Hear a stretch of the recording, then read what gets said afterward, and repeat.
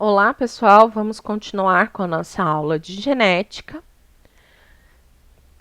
Hoje, então, falaremos como que acontece a segregação dos fatores. Os trabalhos de Mendel, eles ficaram esquecidos por mais de 25 anos. Em 1900, eles foram redescobertos e com ele a questão: onde estão os fatores hereditários e como eles se segregam? Em 1902, enquanto estudava a formação dos gametas em gafanhotos, o pesquisador americano Salton notou uma surpreendente semelhança entre os comportamentos dos cromossomos homólogos, que se separavam durante a meiose, e os fatores imaginados por Mendel.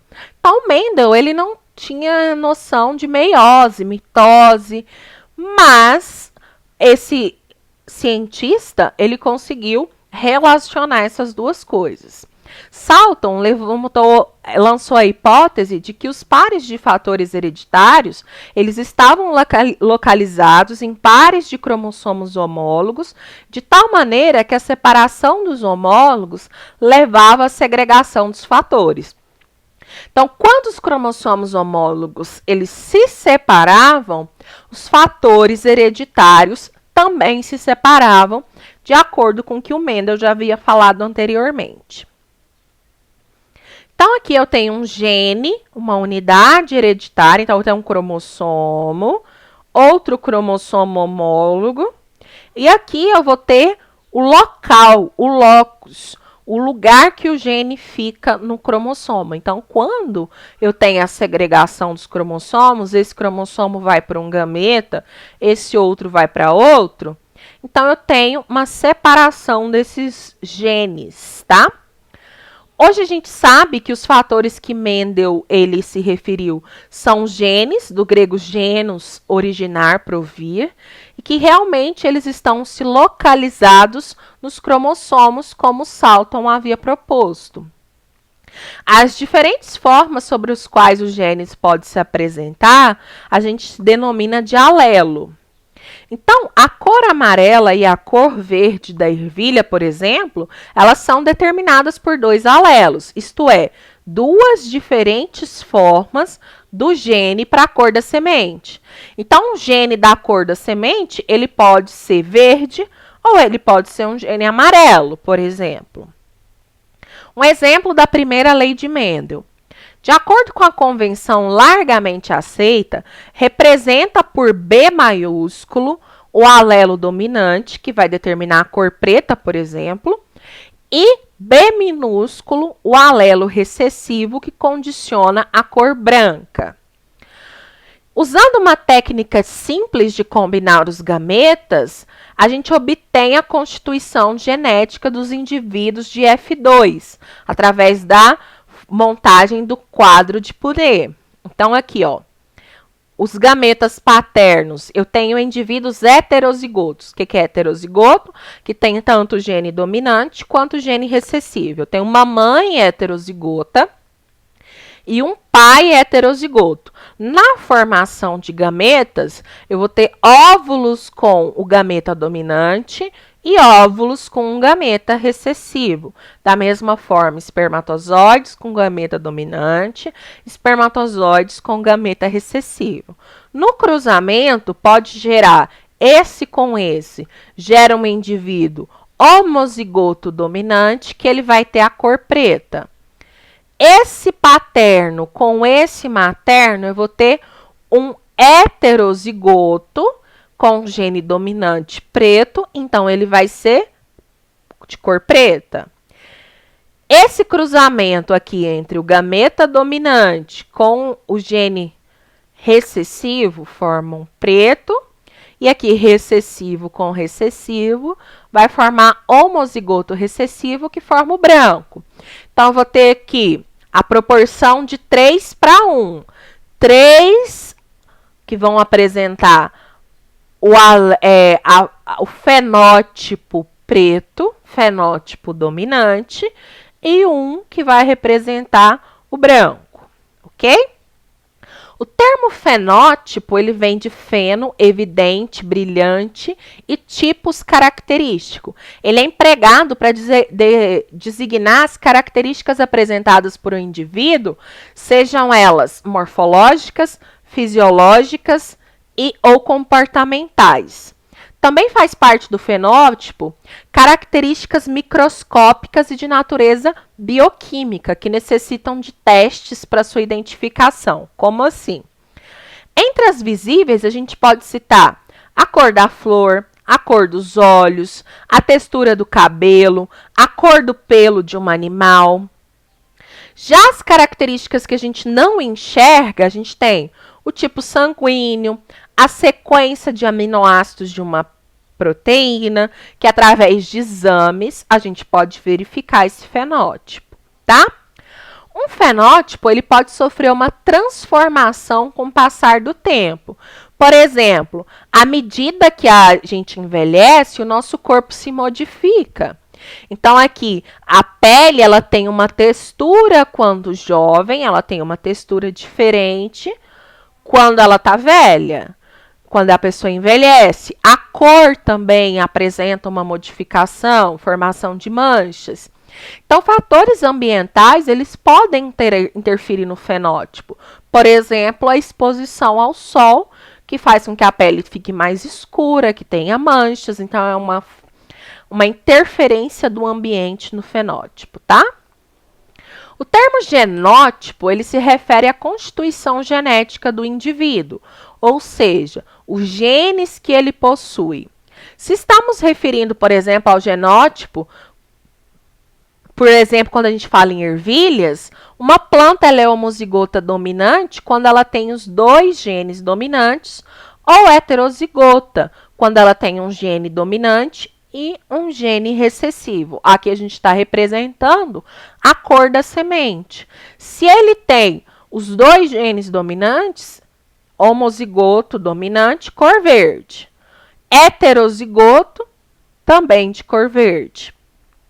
O fenótipo, então, ele é a interação do genótipo com o ambiente. Então, considerando, por exemplo, duas pessoas que têm o mesmo tipo de alelo para pigmentação da pele. Vamos imaginar lá que gêmeos idênticos. Um deles toma sol e o outro não gosta de tomar sol. A tonalidade da pele deles não vai ser diferente? Um vai ter a pele mais escura e o outro vai ter pele mais clara. Tem relação com o genótipo? Não. Tem relação com o quê? Com a exposição ao sol, que é um fator externo.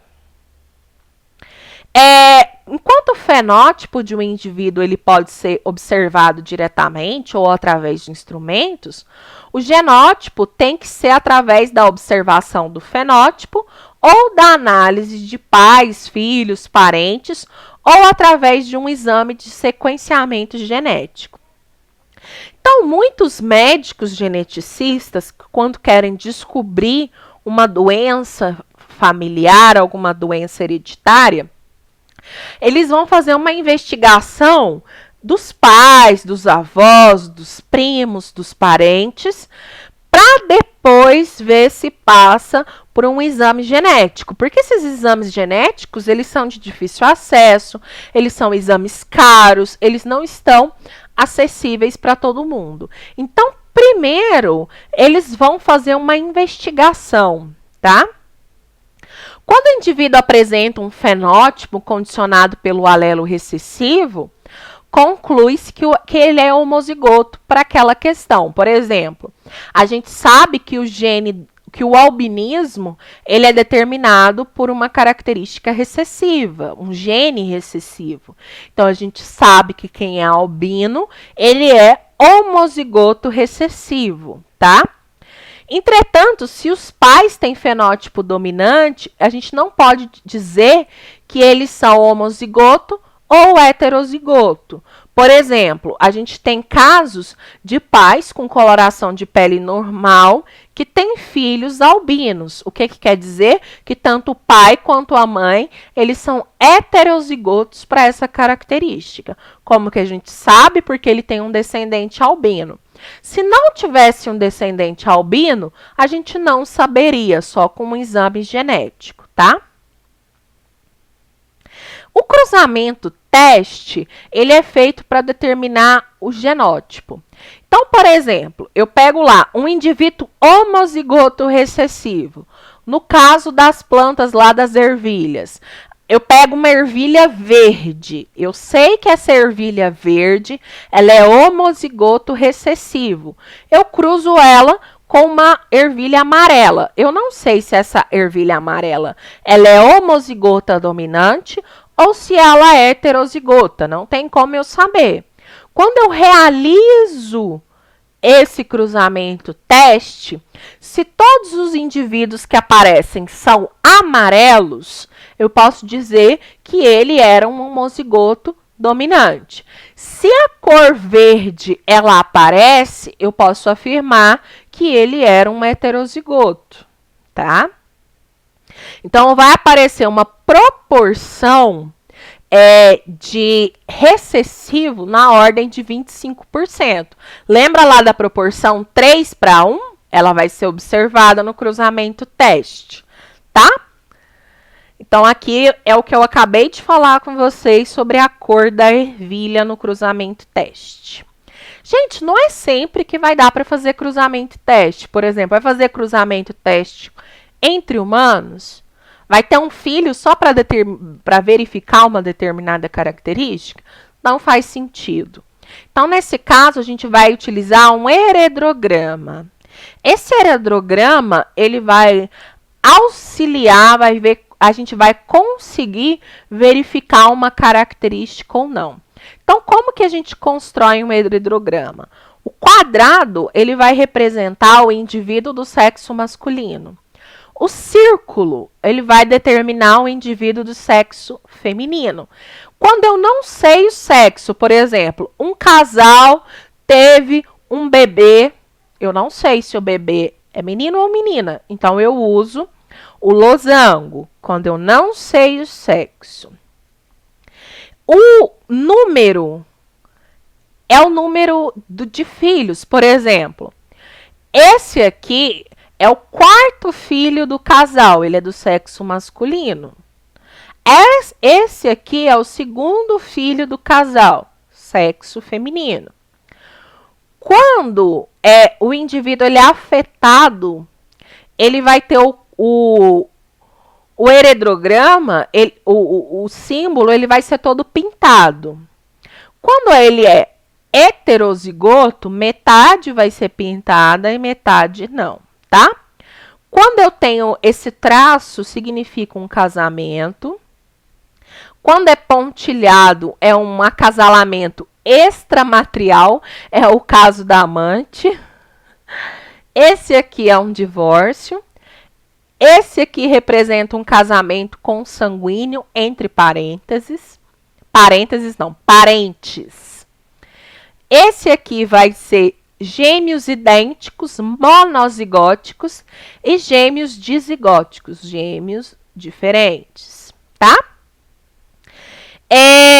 Quem vai fazer isso? A gente estuda isso os geneticistas, eles vão fazer o estudo desse heredrograma e ele vai traçar a árvore genealógica através desses símbolos para identificar as particularidades, como que uma característica ela foi transmitida de uma geração para outra, tá? A montagem desse heredrograma ela vai obedecer a algumas regras. O homem ele é colocado à esquerda e a mulher à direita, sempre que possível. Os filhos são colocados em ordem crescente de nascimento, então da esquerda para a direita. E cada geração que sucede é indicada por algarismos romanos. Ok? Então, eu tenho aqui um caso de um heredrograma. Vamos imaginar aqui que seja uma doença qualquer. Vamos falar que é um albinismo. Então, aqui eu tenho um homem albino, eu tenho uma mulher albina que se casou com um homem normal. O que aconteceu? Desse casamento foram gerados 3 filhos. um homem e 2 mulheres. Todos eles são normais. Esse homem aqui, ele se casou com uma mulher normal também, e eles tiveram um menino albino e uma menina normal. Então, como assim? Dá para determinar o quê? Dá para descobrir o quê? Como eu sei que o albinismo ele é uma característica recessiva, esse aqui é homozigoto recessivo. Ok? Essa mulher ela pode ser homozigota ou heterozigota. Não dá para saber.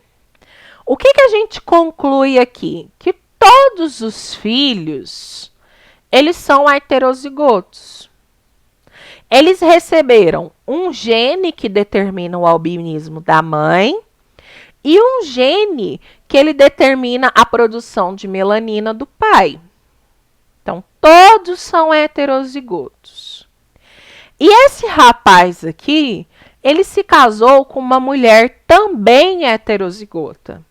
Então, no caso, eles tiveram um filho albino e uma criança normal. Essa menina, ela pode ser homozigota ou heterozigota. E esse aqui, obrigatoriamente, ele é homozigoto recessivo. Então, dá para traçar melhor essa árvore genealógica, ok? Meninos, espero que tenha ficado claro. Se tiver ficado alguma dúvida, pode perguntar no chat do Google Sala de Aula. E até a próxima aula. Bons estudos!